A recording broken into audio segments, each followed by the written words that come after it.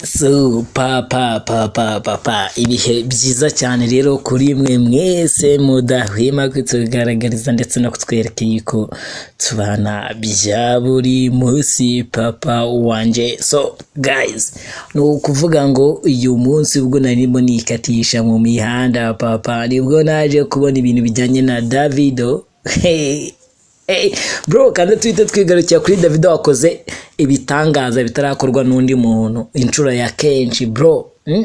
Muribaza ibyo bintu Davido yakoze ngo ni ibiki? So ingi ni umwami w'umwana of course nge ni umwami muto cyase unyite musaza wabo Simba nubo ni wibagirwa ukanda subscribe kugira ngo ibintu bikomeze kugenda bimera fresh kandi fresh cyane. So guys, no kuvuga ngo rero nimero yanjye ni 0785745861.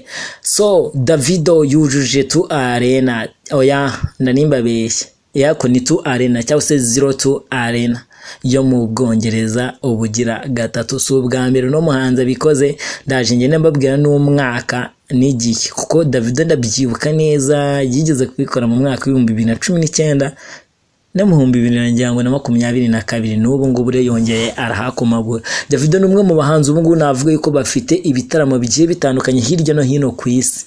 Afite nk'ibitaramo muri za Leta Zunze Ubumwe za Amerika, za Canada, mu France n'ahandi hagiye hatandukanye turubuze kugarukaho muri kino kiganiro papa wanje. So guys, narababwiye ngo papa umuhanzi wamenyekanye nka Davido, amazina ye nyakuri yitwa David Adeleke, wamamaye cyane ku izina rya Davido mu muziki, yujuje 02 arena yo mu gihugu cy'Ubwongereza, yakira abasaga 20,000 mu gitaramo yise Davido Invision Timeless Edition.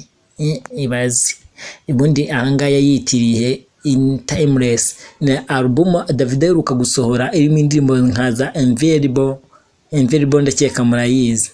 Ni imwe mu ndirimbo rero zigize kuri album, nazo turaje tuzigarukaho mu kanya gato, turaje tubigarukeho mu kanya gatoya cyane. So nuko ngo Davido rero ni igitaramo yise Envision Timeless Edition, ni igitaramo yakoreye mu gihugu cy'Ubwongereza muri 02 arena. Ni imwe mu masare akomeye cyane yakira ibihumbi bisanga 20. Davido ubu ngubu n'ubugira gatatu yujuje iyo sare papa wanje. Iki gitaramo rero yakoze cyashimangiye ubuhangange bw'uyu mugabo mu muziki, koko bwari ubwa gatatu uyu muhanzi yujuje iyi nzu nyuma yo kubikora mu 2019 ndetse no mu 2022. Muri iki gitaramo Davido yitiriye album yiwe nshya aherutse gusohora yise Timeless, yifashishije abahanzi bagiye bagaragara kuri album yo. Ni ukwanga buri muhanzi wese wagize uruhari kuri album cyangwa ko muri muhanzi wese wayiririmbyeho navuga yuko nawe yarabifashishije nyine muri icyo gitaramo yakoze. So tuvuga ngo ni igitaramo album yiwe rero nshya yise aherutse gusohora yise Timeless. Abahanzi rero bagiye bayikoraho yarabifashishije, bagiye bagaragara bari muri iyo album. Harimo abahanzi benshi bagiye bayigaragaramo. So no kuvuga ngo rero yifashishije kandi n'umuhanzi w'inshuti ye magara, mumwe mu bahanzi b'inshuti ze magara Davido yifashishije harimo uwo twakita Kiz Daniel, banafitanye indirimbo nshyashya. So abafitanye indirimbo nshyashya, we Kiz Daniel afitanye indirimbo nshyashya n'uyu muhanzi witwa Davido, n'indirimbo yise twe remix. Papa uyu muhanzi Kiz Daniel rero nawe ari mu bahanzi bafashije uyu mugabo mu gihugu cy'Ubwongereza ubwo yarari mu gitaramo. So uyu muhanzi rero uherutse gusohora ndetse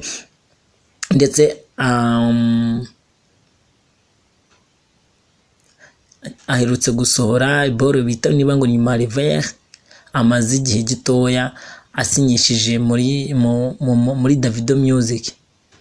Mariver ni ikine. Mariver ndakeka ni wa mukobwa siko bamwitara, ndakeka ni wa mukobwa nyine Davido asinyishije.